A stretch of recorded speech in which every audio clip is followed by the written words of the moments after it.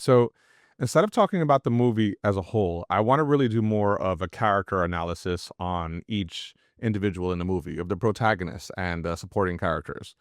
So we're going to start off with the main one, which is Bear. Bear is the protagonist of the film, or antagonist, however you want to look at it. And I want to take a little bit of a deeper dive within his character and sort of see what archetype he was playing and why he ended up being the way he was. So he is your typical 25-year-old man that is very lonely, socially isolated, not by being isolated in terms of friendships, but rather him within his own self. He is unconfident. And when the movie opens, he is pouring his heart out to this waitress that was told to listen to him so that he can basically use her as a proxy to the girl that he is in love with, who is Nikki. Now, we're going to talk about Nikki in a little bit, but we still have to fully describe Bear.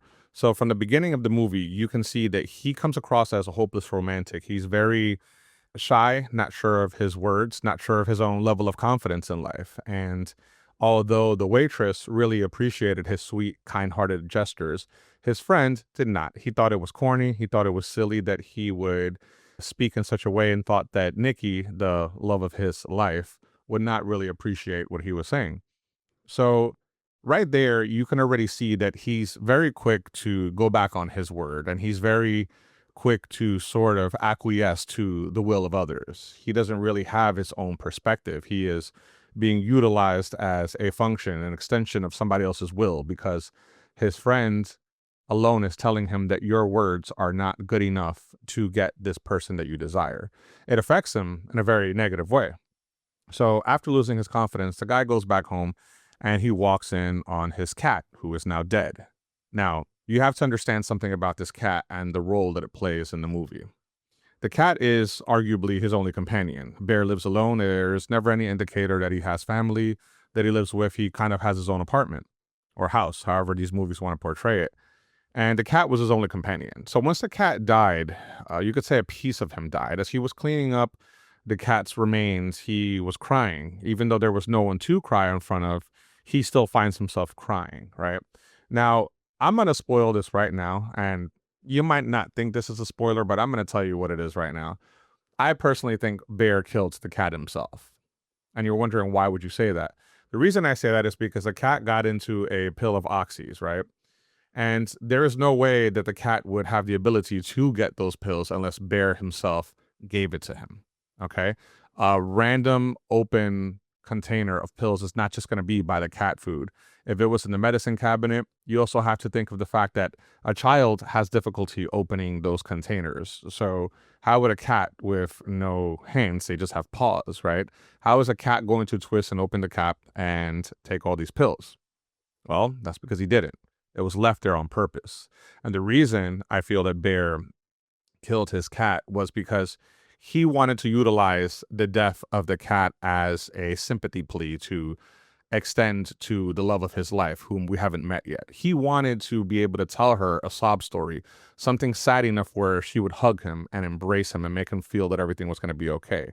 Now, this is not really that different to real life. This is something that I feel does happen in the real world. In fact, sometimes people will kill off a family member or a friend in order to get sympathy from somebody that they care about, because they feel that it is the only way these people are going to listen to them. I have experienced that in my own personal life, and it's interesting. So he wanted to tell Nikki what happened to his cat, but Bear, we have to remember, is extremely cowardly. He does not have the courage to let her know how he feels himself, right? So when they're all at a bar, all his friends are together, there is a second girl in the group whose name is Sarah. Now, Sarah is the one who actually has a crush on Bear, but it is not made apparent at this particular junction. When Nikki asked what was wrong with him, he couldn't tell her that his cat died. He somehow felt like it was inappropriate, and he ended up meeting up with them in spite of the fact that he was depressed over the death of his cat. But when Sarah asked, Bear was able to tell her with no issue. And that sympathy hug that was supposed to come from Nikki came from Sarah. Now, if you're wondering why Bear wasn't able to tell Nikki, but he told Sarah, that has to do with the simple fact that Bear didn't see Sarah as a romantic prospect. Since he saw her as a regular friend, he didn't feel the need to hold that back from her because he doesn't have a romantic interest in her. So it's almost like telling a friend anything else that's happening in your day-to-day life. He got the hug, the sympathy hug from Sarah instead. And Sarah obviously wanted to embrace Bear because she is the one that actually likes him. So we fast forward and the friends separate. Bear offers to take Nikki home. Now, this is really interesting because when Bear takes her home, by then he has already purchased the stick, the willow stick, that once you break it and make a wish, it comes true. Now, the gift was meant for her, but he didn't give it to her. He kept it. He was acting really awkward in the car. There was a point where he said he got a gift for her and she said, ew, indicating sort of that, why would you get me something? I don't really appreciate this.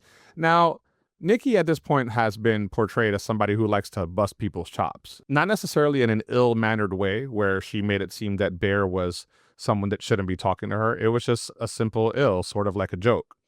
Bear obviously did not take it like that. He even verbally responded by saying he wasn't expecting that type of response. So he ends up not giving her the wishing willow bone. He ends up driving her home, and she felt that something was off. Now, when Nikki exits the car, Bear makes a joke that offended her, and she didn't like it. So at that moment, she sort of took it upon herself to confront him and tell him, hey, do you like me? Bear was perplexed, obviously, because he at this point is not really expecting this. In his mind's eye, he thought, okay, she was going to go home. I can go home myself. No harm, no foul. But instead of him having the courage to tell her how he feels about her, he told her, no, I think of you as a friend. Now, you at this moment can probably think that Nikki was relieved, but in reality, I think she was upset. She was upset because deep down, she had some sort of a semblance of feelings towards Bear because she's been really nice to him up until this point. And she even tells him that he's the only person that she can really talk to about certain things that she wants to do in her own life. Now, Bear is not aware of this because in his mind, he's so lock set on wanting her affection that he's ignoring the obvious signs that are coming his way. She even told him at one point that if she likes somebody, they would never know. So obviously, why would she tell Bear? She wanted him to have the courage to tell her himself, but it's not something that he felt the need to do. Prior to this, she had asked Bear if he liked Sarah because she knew that Sarah liked him. Now, you could think that she's trying to pass Bear off to her so that he'll stop pursuing her, but that's not necessarily what happened. Sometimes women will want to know how you feel about other women in your vicinity because if Bear had reciprocal feelings towards Sarah, then Nikki would have stayed quiet about it. So she sort of wanted to know. You be this judge. You tell me. You decide. Do you think that Nikki actually likes Bear or not? So fast forward, he breaks the willow because at this point he felt that he had nothing to lose. And as soon as he did that, she comes right back out of her house and to his car. She is no longer herself. But before I get into her character archetype, you need to understand something. Bear once more made a decision without thinking about the consequences that it would have on the other individual.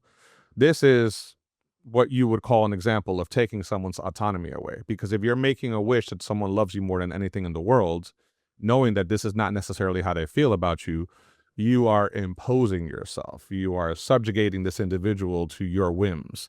And that is precisely what he did, which is why a lot of people would say that he is the bad guy. Now, at first, Bear was perplexed on her reaction towards him because he wasn't sure if the wish was real or not. But once he finds out that it was real, he kind of just went along with it. Yeah, you had this strange sequence of events where they are now a couple, they're making out, they're, making sweet faces towards each other. And then you had that real awkward sex scene where, she's just not there. She's blank. She is gone. And that is because she is no longer who she once was. Bear knows this. And every second that he is entertaining this, he is once more becoming the villain because now he took her autonomy away. She is no longer a person. She is a function. She is somebody meant for his pleasures. Okay. Now, this can relate a lot to the real world because a lot of men, especially in these red pill or manosphere spaces, always say that they want a lady that's quiet, doesn't really question them, things of that nature. So someone that's not independent or have their own free will, right? So this movie sort of takes that and makes it into an extreme. Once she becomes too much to handle, he doesn't necessarily want to stop seeing her. No, because he's infatuated. He wants to be with her. But he's starting to realize that wanting something versus having it can be a bit different. It's not always the right thing to do, so to speak. So we're going to fast forward a little more because I really want to talk about Bear's character analysis and not the movie per se at the moment. Bear ends up feeling bad, not because he wants to give her autonomy back, but because her transforming made her a different person and it made her violent. So now that she became violent and hurt somebody close to them, he is at this point regretting his decision. He tries to make another wish, but he finds out that he can't because, well, as it says on the box, you could only make one wish. So he couldn't break the stick no matter how hard he tried. Him knowing what transpired and all the hurt that she's caused others because of him and to herself because she was injuring herself as well, he now makes the conscious decision that he should end his life because only through ending his life can the wish be undone at this point. Which is interesting because he ends up going out the exact same way the cat did. He overdoses on the same pills that the cat took and passes away the exact same way. Now, whether you can call that clever writing or whatever the case may be, it's interesting to note that he went out the same way his cat did because he had the option to shoot himself when he had the gun in the bathroom, but he took the pills instead. Now, Bear kind of functions as the lonely single archetype.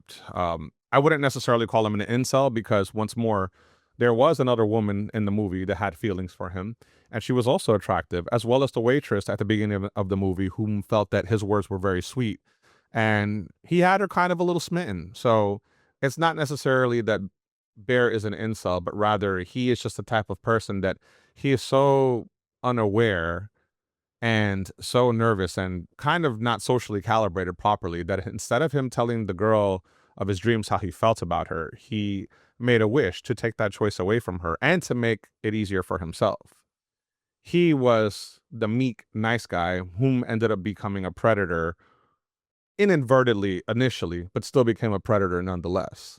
And one thing we need to take away from this is the fact that there are a lot of bears in this world, not necessarily saying that they would take the autonomy of somebody away from them, but that archetype, that meek, weak, unsure of themselves archetype that just doesn't know how to go for what they want. There is not necessarily any mental illness going on here. It's just a matter of not being socially calibrated and not having the prerequisite life experience to go after the things that you want the right way. You know, there is a shortcut. Once the shortcut presented itself, every other option became invisible to him.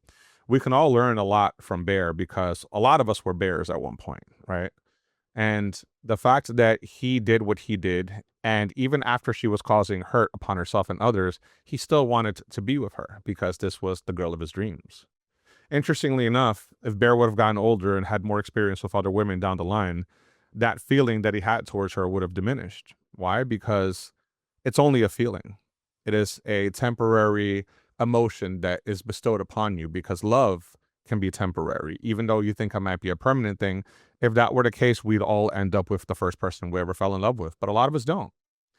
And he is a cautionary tale of what happens when uncontrolled emotion meets pure desire.